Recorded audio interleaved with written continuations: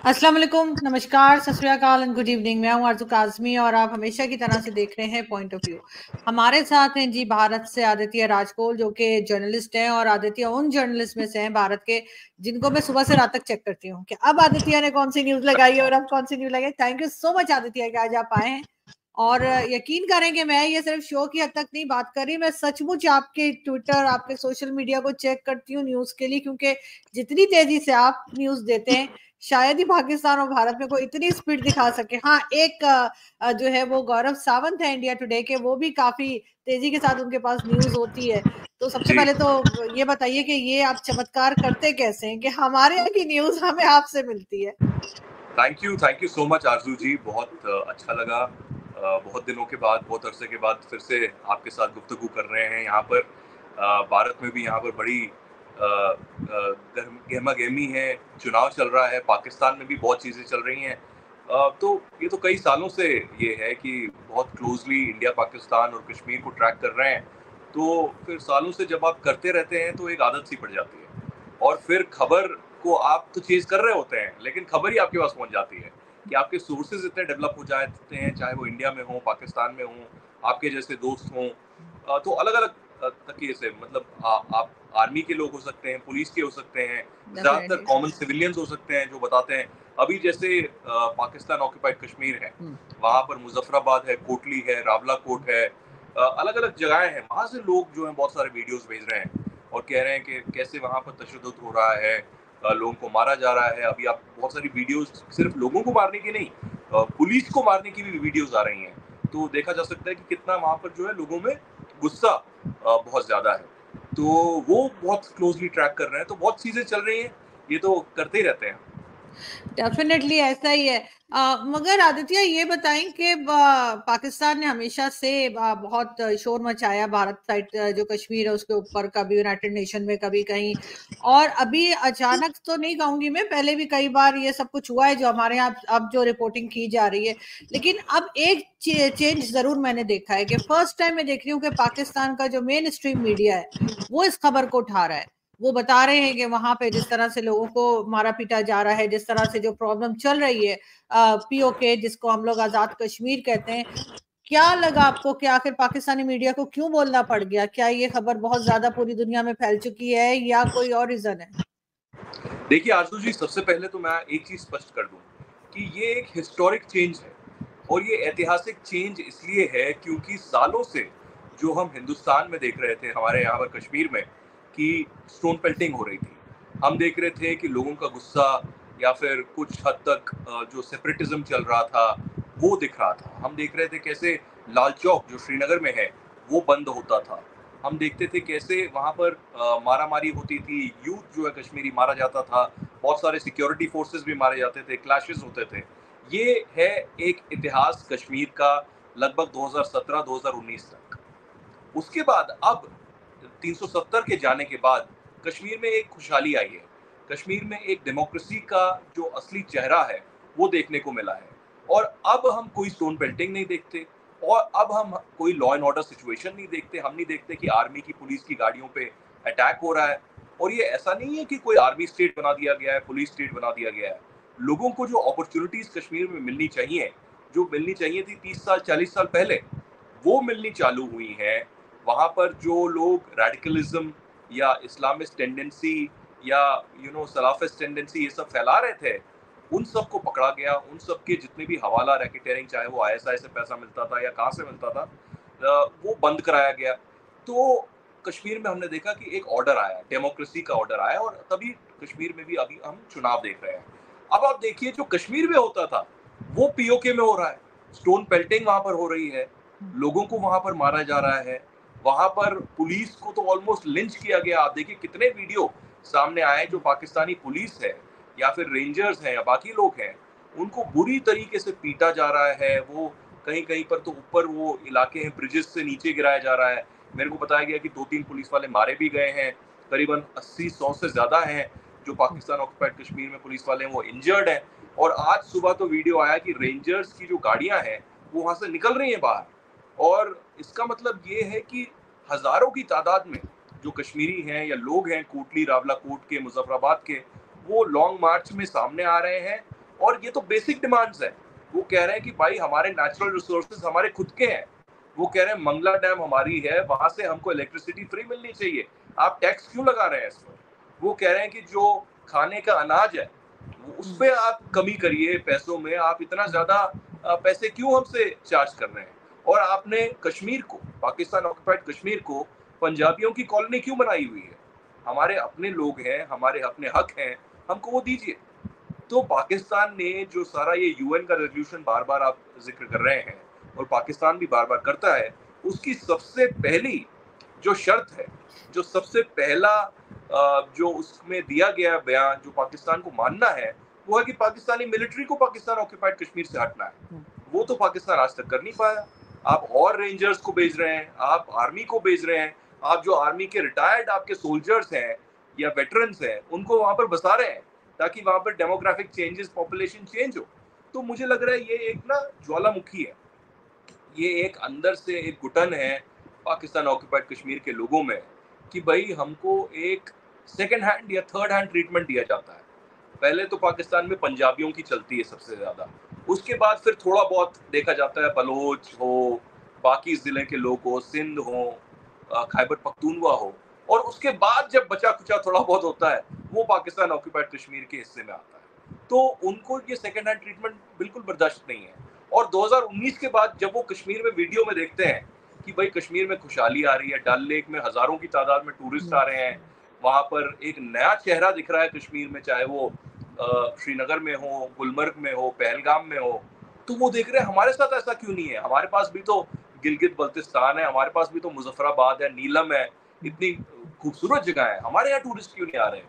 हमारे यहाँ मीडिया को बैन क्यों किया गया पूरी तरीके से, फॉरेन मीडिया कश्मीर में तो खुली जा रही है। तो वो कश्मीरी जो पाकिस्तान की गिरफ्त में है वो कह रहा है यार हमें भी चाहिए, हम भी वो करना चाहते हैं। और आज तो मैंने देखा, आपने वो ट्वीट देखा होगा मेरा, एक पोस्टर जो आज तक मैंने नहीं देखा, छोटा सा पोस्टर है, वो किसी दुकान के शटर के ऊपर लगा हुआ है और उसमें कहा गया है कि या तो हमको आज़ादी दे दो पाकिस्तान से या तो हमको हिंदुस्तान के साथ लगा दो। और ऐसा ही एक स्टोरी मैंने की थी, मुझे याद है 2017 या 2018 की बात होगी, एक उर्दू अखबार छोटा सा जो है रावलाकोट से निकलता था, डेली मुजदला करके, और उन्होंने एक सर्वे किया एक और कश्मीरी एक्टिविस्ट के साथ, और उसमें पूछा गया कि क्या आप चाहते हैं पाकिस्तान के साथ आप रहें, क्या आप चाहते हैं आज़ादी पाकिस्तान से या आप कुछ और चाहते हैं। उसमें 73% लोगों ने कहा कि हम आज़ादी चाहते हैं पाकिस्तान से। तो ये असलियत है।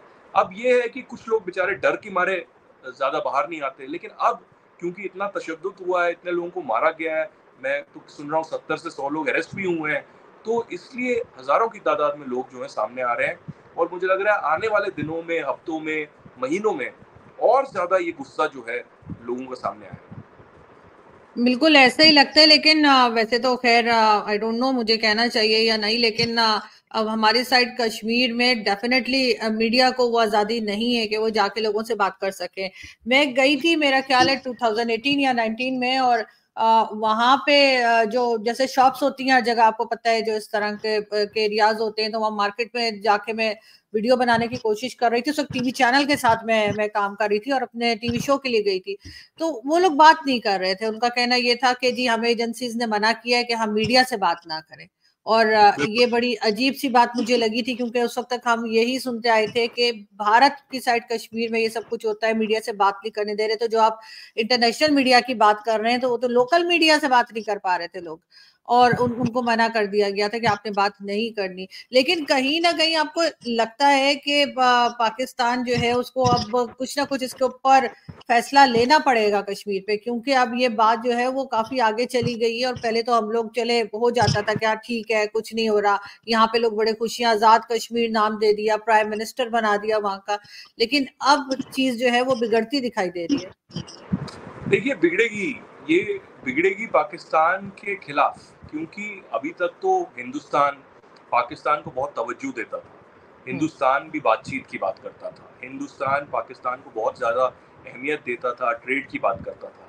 लेकिन पिछले कई सालों में इतनी सारी गतिविधियां हुई, आपने देखा जब भी हिंदुस्तान ने बात की पाकिस्तान से, हमको बैकस्टैप किया गया। आप देखिए जब सुषमा स्वराज और नरेंद्र मोदी पाकिस्तान गए और वहाँ पर बातचीत करने की पहल की, उसके बाद पठानकोट का हमला हुआ, उसके बाद उरी का हमला हुआ, उसके बाद नगरोटा का हमला हुआ, हमने दीनानगर में पंजाब में भी हमला देखा, उसके बाद फिर और जब पहल करने की कोशिश की तो हमने देखा पुलवामा का हमला हुआ जिसमें 40 जो हमारे सोल्जर्स हैं वो मारे गए, और फिर हमको बालाकोट करना पड़ा, हमें सर्जिकल स्ट्राइक करनी पड़ी, हमें एक जो है बहुत बड़ा एक इंटरनेशनल जिसमें कहेंगे कदम उठाना पड़ा, जबकि बहुत लोगों ने, वर्ल्ड कम्युनिटी ने बहुत क्लोजली उसको देखा कि कैसे गतिविधियां बढ़ी। पाकिस्तान में भी ISPR ने भी बहुत बड़े बड़े स्टेटमेंट्स दिए, लेकिन सच्चाई तो यही है कि इंडिया एक राइजिंग इकोनॉमी है। इंडिया का जो ग्लोबल स्टेचर है वो दुनिया में बहुत ज़्यादा बड़ा है। आप देखिए शहबाज शरीफ साहब का भी अभी स्टेटमेंट आया, आप देखिए अभी जो आपके फजलुर रहमान साहब हैं उनका भी स्टेटमेंट पार्लियामेंट में आया, और उन्होंने भी सामने कहा कि हमारी कितनी बेइज्जती होती है, हम दुनिया के सामने जो है भीख मांग रहे हैं IMF की, आप हमें जो है पैकेज दीजिए, आप पैसा दीजिए, बचाइए। हम मुस्लिम जो मुल्क हैं, सऊदी अरब है, UAE है, मलेशिया है, तुर्की है, उनको बोलते हैं भाई हमें बचाइए, हमें जो है इकोनॉमिक डिप्रेशन हो रहा है। तो इंडिया को देखिए, इंडिया रशिया यूक्रेन से बात कर रहा है, युद्ध रोक रहा है वहाँ पर, इंडिया इजराइल पैलेस्टाइन से बात कर रहा है, इंडिया पैलेस्टाइन को ह्यूमैनिटेरियन एड दे रहा है, और जो कश्मीर की बात पाकिस्तान UN के लेवल पर या ग्लोबल लेवल पर बातचीत करना चाह रहा था, वो कहीं पर कोई इंटरेस्टेड नहीं है। कोई वेस्टर्न पावर अब कश्मीर पर कोई स्टेटमेंट नहीं देता, कोई जो पाकिस्तान के पुराने अलाय भी थे वो भी कश्मीर में स्टेटमेंट नहीं देते। इनफैक्ट सऊदी अरब और UAE तो ये सोच रहे हैं कि हम कश्मीर में इन्वेस्टमेंट करेंगे, वहाँ पर मॉल बनवाएंगे, वहाँ पर और जो चीज़ें हैं वो करेंगे। तो मुझे लगता है ये पॉलिटिकल एक बहुत बड़ी साजिश तो रही है, लेकिन पाकिस्तान आर्मी को, रावलपिंडी को इंटरनली अब देखना पड़ेगा, एक ट्रांसपेरेंसी लानी पड़ेगी, क्योंकि जो क्रेडिबिलिटी क्राइसिस पाकिस्तान आर्मी भी सफ़र कर रही है पहली बार पिछले 1 साल में, उतना कभी नहीं हुआ। एक तो आपस में गुट बन गए हैं पिछले 2-3 साल से पाकिस्तान आर्मी में, एक कोई गुट है जो इमरान खान के फेवर में है, एक गुट है जो उसके खिलाफ है। जो पहले हम देखते थे पाकिस्तान आर्मी का कंट्रोल रहता था, पूरी तरीके से वो नहीं है। 9 मई को जो पिछले साल हुआ और ISI और आर्मी के खिलाफ इतना बड़ा मोर्चा लगाया, अब आप ब्लेम कर सकते हैं कि भाई वो इमरान खान के लोग थे, कुछ लोग कहते हैं नहीं जी सिविलियन थे, कुछ लोग कहते हैं आर्मी ने खुद करवाया। तो ये जो भी हुआ, जो नैरेटिव दुनिया के सामने गया, उसमें बहुत बड़ा क्रेडिबिलिटी क्राइसिस हुआ पाकिस्तान आर्मी के खिलाफ। जो पाकिस्तान आर्मी का स्टेचर था, जो कमांड था, जो कंट्रोल था, वो पूरी तरीके से खत्म हो गया, क्योंकि आपके इतने बड़े फोर्टेड एरियाज जो हैं, सबसे मल्टीपल सिक्योर एरियाज हैं रावलपिंडी में, इस्लामाबाद में, लाहौर में, उसमें अगर अटैक हो जाता है, लोग रेफ्रिजरेटर निकाल रहे हैं, वहाँ से खाना निकाल रहे हैं, मुर्गियाँ निकाल रहे हैं, मतलब ऑन अ लाइटर नोट, वो बहुत ही जो है बेइज्जती हुई।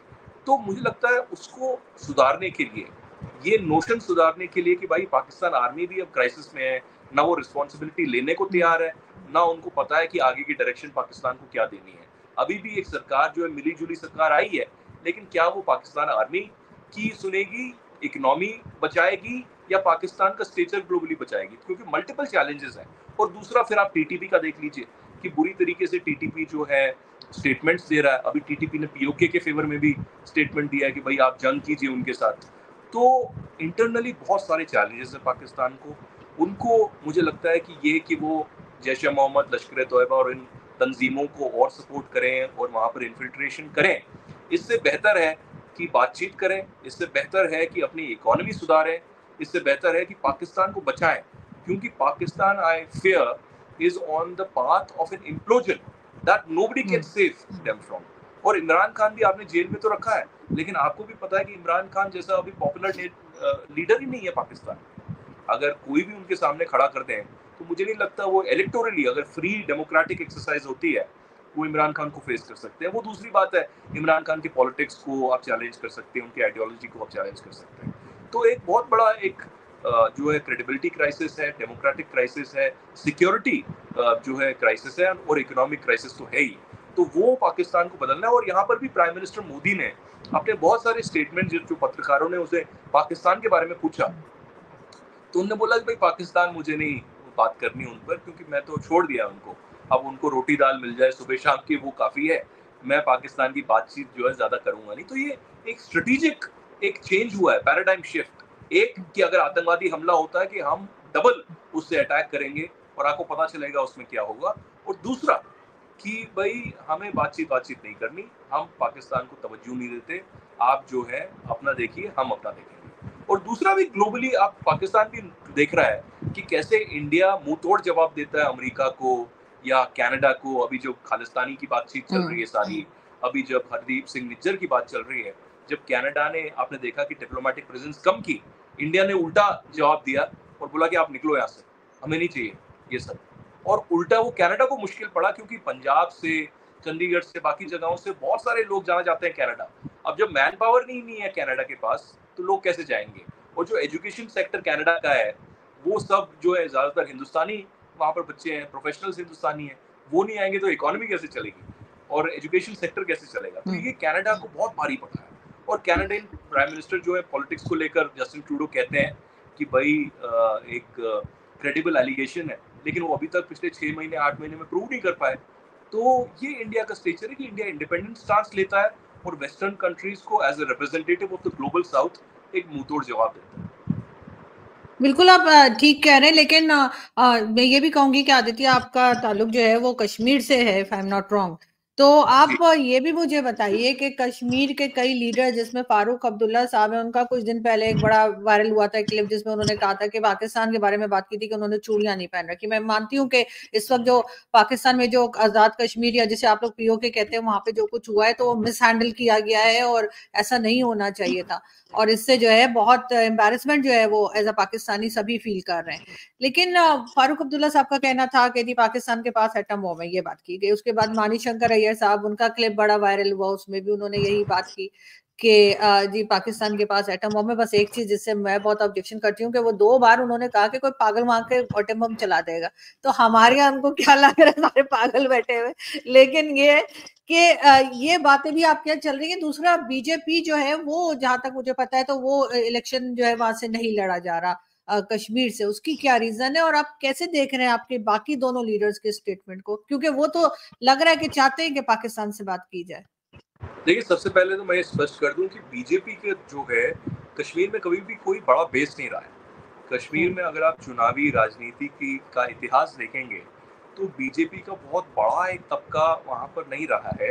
बीजेपी ने कुछ ऐसी सीटें भी कश्मीर में नहीं जीती, हाँ जम्मू में जरूर जीती हैं, जम्मू के पहाड़ी इलाकों में शायद जीती हों, लेकिन कश्मीर में नहीं जीती हैं। तो इसका मतलब ये है कि ये कोई पहली बार नहीं हो रहा। पहले भी वो just for the heck of it जो है सिंबॉलिकली लड़ते थे चुनाव, लेकिन अब उनकी बहुत सारी रीजनल पार्टीज हैं जो और बनी है। अपनी पार्टी है जो अल्ताफ बुखारी की है, या फिर सजाद लोन की अपनी पीपल्स कॉन्फ्रेंस है, या बाकी इंडिपेंडेंट्स हैं, वो लड़ रहे हैं। बीजेपी ने ये देखा है कि हम जम्मू में कॉन्सेंट्रेट करेंगे और वहाँ पर लड़ेंगे। मैं तो चाहता हूँ कि अभी या आने वाले दिनों में बीजेपी भी लड़े वहाँ पर, अपने स्ट्रॉन्ग लीडर्स वहाँ पर लेके आए, क्योंकि अब जब कश्मीर की हम बात करते हैं, हम एक न्यू पॉलिटिक्स की बात करते हैं।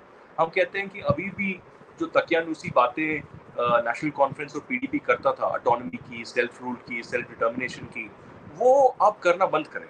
अब एक न्यू पॉलिटिक्स की बात करेंगे, क्योंकि एक न्यू पैराडाइम वहाँ पर आया है। आप रोटी कपड़ा मकान की बात करें, आप बिजली की बात करें, आप ऐसे इकोसिस्टम की बात करेंगे जहाँ पर एजुकेशन बेटर हो, वहाँ इंफ्रास्ट्रक्चर बेटर हो, वहाँ पर लोगों को जो है एनर्जी, गैस की नीड्स हैं वो आखिरी बंदे तक वहाँ पर पहुँचे। जो गाँव है वहाँ पर बिजली, पानी, सड़क अच्छे से वहाँ पर राउंड द क्लॉक वहाँ पर रहें। जब बर्फबारी हो वहाँ पर उनको जो है इलाज पहुँचे, लोगों को खाना पहुँचे। तो इस तरीके की बातचीत में दम दिया जाए, जम्मू कश्मीर को और कैसे प्रोग्रेस की ओर लेके जाया जाए, इस पर जो है राजनीति होनी चाहिए, ना कि इस पे कि कौन पाकिस्तान के साथ है, कौन पाकिस्तान के खिलाफ है, या फिर अगर धर्म के नाम पर वहाँ पर राजनीति की जाए। हालांकि वहाँ पर कश्मीर में तो मेजोरिटी मुस्लिम पॉपुलेशन ही है, लेकिन बहुत सारी उसमें साइलेंट पॉपुलेशन है जो बहुत सालों से सफर करती रही है। तो मुझे लगता है कि हाँ, ऐसे डिबेट्स फारूक अब्दुल्ला या बीजेपी या महबूबा मुफ्ती या बाकी पार्टीज करती रहती हैं, लेकिन उनको मेच्योर होना चाहिए। उनको ये कि एटम बॉम्ब पर आप बात करें और किसी को पागल बोलें और बोलें कि भाई वो दबा देगा या ऐसे होगा, ये ऑन अ लाइटर नोट है।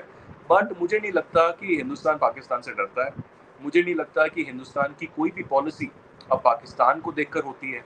हिंदुस्तान की जो पॉलिसी है वो अब अपने सेल्फ इंटरेस्ट को देख के होती है। हिंदुस्तान की पॉलिसी होती है कि भाई हम इंडिया फर्स्ट देखें, जहाँ पर हमारा डेवलपमेंट का एजेंडा है, यहाँ पर हमारा सस्टेनेबल डेवलपमेंट गोल्स का एजेंडा है, ग्रीन एनर्जी का एजेंडा है, सोलर अलायंस का एजेंडा है, हमारा जो ट्रेड डेफिसिट है वो कैसे ट्रेड को हम महत्व दें, बाकी कंट्रीज के साथ जो है अच्छे ताल्लुकात ट्रेड में लाएं, या बाकी जो ग्रुपिंग्स हैं, क्वाड हो गई या बाकी अलायंसेस हैं, चाहे वो यूरोप की कंट्रीज के साथ हो, अमेरिका के साथ हो, या ग्लोबल साउथ में हो, G20 में आपने जैसे देखा सफलता मिली।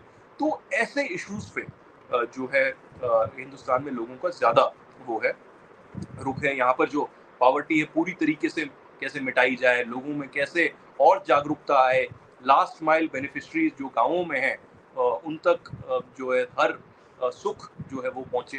तो ऐसी चीजें हैं जो यहाँ पर डिस्कस हो रही हैं ओवरऑल पॉलिटिक्स में। चाहे वो अब बीजेपी का ज्यादा अभी रुख हो रहा है क्योंकि 2 टाइम से वो गवर्नमेंट में है, मोदी का बहुत ज्यादा नाम है, और ऐसी भी अटकलें लग रही हैं कि मोदी जो है मेजॉरिटी के साथ फिर से प्रधानमंत्री बनेंगे। लेकिन मुझे लगता है जम्मू कश्मीर में अभी पॉलिटिक्स बदलने में टाइम लगेगा। धीरे धीरे वहां पर बदलाव आया है, जो बदलाव सिर्फ टीवी पर नहीं है, जो कि बदलाव सिर्फ कागज पे नहीं है, बट लोगों को वो बदलाव धीरे धीरे महसूस हो रहा है। जैसे कि मैंने बोला कि ट्रैवल इंडस्ट्री में मैसिव बूम आया है, सिर्फ डोमेस्टिक नहीं, इंटरनेशनल टूरिस्ट भी बहुत ज्यादा वहां जा रहे हैं। मैंने तो पहली बार पिछले 2-2.5 साल में कश्मीर में देखा है कि ट्रैफिक जैम हो रहे हैं, जो पहले कभी देखने को ही नहीं मिलता था। आप श्रीनगर एयरपोर्ट से बाहर निकलेंगे, आगे जाएंगे, वहाँ ट्रैफिक जैम है। तो इंफ्रास्ट्रक्चर आपको और डेवलप करना है, आपको होटल और लाने हैं, आपको डल लेक में जो शिकारे वाले हैं उनको और ज्यादा मजबूत बनाना है, आपको हॉस्पिटल्स और लाने हैं, आपको जो गुलमर्ग पहलगाम जैसी जगह है वहाँ पर इंफ्रास्ट्रक्चर और मजबूत करना है। तो ऐसी चीजें मुझे लगता है लोगों को ज्यादा सुख देंगी, बेहतर करेंगी। और जो रेडिकलाइजेशन है जो कई सालों से वहां पर चल रहा था, उसको भी चुनौती देनी है, उसको खत्म करना है, ताकि लोगों को में जागरूकता आए, लोग एजुकेशन और अपना प्रोग्रेस ज्यादा देखें, डॉक्टर बने, इंजीनियर बने, पत्रकार बने, जर्नलिस्ट बने, बहुत अलग अलग प्रोफेशंस हैं, उसमें जाएं, ना कि रेडिकलिज्म की ओर, ना कि आप एक दूसरे को हेट करें रिलीजन के नाम पर, कास्ट के नाम पर। तो मुझे लग रहा है एक ये बेस कश्मीर में रखी गई है, उसमें बहुत बदलाव तो आएगा, उसमें आएगा, लेकिन टाइम लगेगा। जैसे मैं खुद एक माइनॉरिटी कम्युनिटी से आता हूँ, आरजू जी, कश्मीरी हिंदू कम्युनिटी से। हम 30 साल पहले वहां से निकल गए। अगर आप मुझसे पूछेंगे कि आप कश्मीर जाएंगे और अभी बस जाएंगे, मैं कहूंगा नहीं, मैं नहीं बस सकता वहां पर। मैं बीच में चला जाऊंगा एज ए टूरिस्ट, या फिर एज ए प्रोफेशनल पत्रकार मैं वहां चला जाऊंगा, लेकिन मैं बस नहीं सकता, क्योंकि मुझे अभी भी लगता है कि मैं वहां पर टारगेट हूँ। पाकिस्तान के कहने पे, ISI के कहने पे, या फिर किसी रेडिकल तंजीम के कहने पे कोई वहां पर आ सकता है और मार सकता है मुझे। तो अभी भी वो डर का माहौल कुछ हद तक है लोगों में, लेकिन धीरे धीरे धीरे धीरे धीरे धीरे वो बदलाव आएगा। बिल्कुल, और ये बदलाव आना भी चाहिए। लेकिन लास्ट में मैं ये पूछना चाहूंगी आपसे कि जैसे पाकिस्तान में जब इलेक्शंस होते हैं तो कहा यही जाता है कि भारत का नाम नहीं लेते, हमारे जैसे जैसे भी जो होते हैं, चाहे आप कह लीजिए कि फौज करवाती है, एजेंसीज करवाती हैं, या खुद होता है। लेकिन भारत में जब भी होता है तो पाकिस्तान का नाम लिया जाता है, चाहे आप अपोजिशन पार्टीज को कह लीजिए, जैसे मैंने मानीशंकर अय्यर साहब का नाम लिया, साथ ही कश्मीरी जो थे फारूक अब्दुल्ला साहब का, कि उन्होंने कहा कि पाकिस्तान से बात होनी चाहिए, या उन्होंने चूड़ियां नहीं पहन रखी। मोदी जी ने अभी रिसेंटली, आपने ही बताया, मैंने भी वो क्लिप देखा है, जिसमें वो कह रहे हैं कि पाकिस्तान इंपॉर्टेंस नहीं रखता, हम उसके बारे में बात नहीं कर रहे। उससे पहले आपके डिफेंस मिनिस्टर ने कहा था घुस के मारेंगे। तो ये इलेक्शंस के दौरान इवन राहुल गांधी का एक क्लिप मैंने देखा, जिसमें वो कह रहे हैं कि जब मोदी जी घबरा जाते हैं तो कभी चाइना निकल जाते हैं, तो कभी पाकिस्तान निकल जाते हैं। खैर, उनकी भी क्लिप जो है वो हम लोग क्या बड़े शौक से देखी जाती है। तो आखिर पाकिस्तान का नाम लेने की जरूरत क्या पड़ जाती है इलेक्शंस में? मतलब उसके बगैर आपको लगता है कि नहीं हो पाएगा जो भी अचीवमेंट लेना चाह रहे कोई सी भी पार्टी? देखिए, ये तो मैंने दोनों देशों में देखा है। जितना मेरा जाती मानना है, मैंने हिंदुस्तान में भी देखा है, पाकिस्तान में भी देखा है कि एक पाकिस्तान में चुनाव होता है कि तो कुछ नेता हिंदुस्तान के ऊपर स्टेटमेंट्स देते हैं, बहुत ऐसे क्या क्या शादी टल्ली जो है आपके, वो बहुत स्टेटमेंट्स देते हैं, बाकी लोग ये स्टेटमेंट्स देते हैं। हिंदुस्तान में भी ऐसे ही है, क्योंकि नैरेटिव में जो है इनग्रेन्ड है, माइंडसेट में इनग्रेन्ड है पाकिस्तान। तो इसलिए, और बहुत सारा आपने देखा भी, जैसे मैंने आपको पूरा ब्यौरा दिया कि पहली पुरानी जंगें तो हैं ही, फिर उसके बाद कारगिल भी है ही, लेकिन पिछले 10 से 15 सालों में आपने 26/11 का देखा, 26/11 अटैक देखा, जिसमें अजमल कसाब और लश्कर तोयबा इन्वॉल्व था। मुंबई में इतना बड़ा अटैक हुआ जिसमें अमरीकी भी मारे गए, बाकी नेशनैलिटीज़ भी मारी गई, हिंदुस्तान के भी बहुत लोग, 166 इनोसेंट्स मारे गए। उसके बाद हिंदुस्तान ने कुछ नहीं किया। बहुत सारे ऐसे हमले हुए जम्मू कश्मीर में, पंजाब में, लेकिन हिंदुस्तान ने कुछ नहीं किया। लेकिन लोगों में उसके प्रति गुस्सा, उसके प्रति एक एहसास ऐसा ज़रूर था कि हिंदुस्तान को बदला लेना चाहिए, हिंदुस्तान को पाकिस्तान को ये सिखाना चाहिए, और जो ये जितने भी तंजीमें हैं, जितने भी आतंकवादी संगठन हैं, उनके खिलाफ एक मजबूत रुख जो है ग्लोबली इंडिया को लेना चाहिए। तभी हम यूनाइटेड नेशंस गए, हम यूएन सिक्योरिटी काउंसिल गए, बहुत सारी ऐसी तंजीमें जिन पे बैन लगाया गया, और तभी आपने FATF में भी देखा कि कैसे पाकिस्तान के खिलाफ कदम उठाए गए। तो मुझे लगता है ये डोमेस्टिक पॉलिटिक्स में तो ज़रूर आएगा ही, क्योंकि जब तक एक ये हेट की इंडस्ट्री है, जब तक ये आतंकवाद चलता रहेगा, तब तक तो लोगों में इसके खिलाफ एक गुस्सा, इसके खिलाफ एक रुख बनता रहेगा। लेकिन मैंने ये ज़रूर देखा है कि 2019 के कंपैरिजन में 2024 में आज पाकिस्तान को लेकर बहुत कम चर्चा है, बहुत कम बातचीत हो रही है। इक्का दुक्का स्टेटमेंट्स इधर उधर से आ रहे हैं, थोड़ा बहुत मुझे लगता है ये नैरेटिव बिल्डिंग हो रही है, या मीडिया में थोड़ा बहुत इसको उछालने की बात हो रही है, लेकिन ज़्यादातर डिस्कशन पाकिस्तान से हट कर रहा है।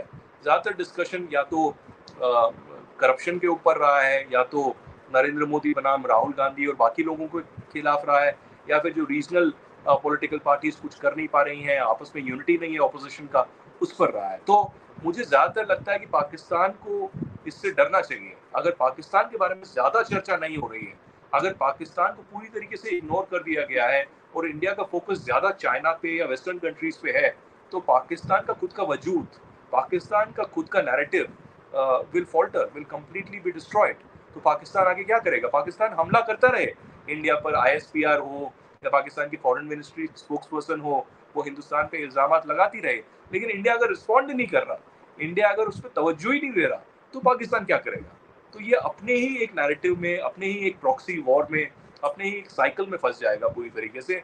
आज नहीं तो कल कोई तो पाकिस्तान में आना चाहिए जिसको रियलाइज होना चाहिए कि कैसे पूरी पाकिस्तान डिस्ट्रॉय हो गई है इस हेट को लेकर, इस आतंकवाद को लेकर, और लोगों को पहला फुसला के कि भाई कश्मीर हमारी शाहराग है, हम इसको छोड़ेंगे नहीं।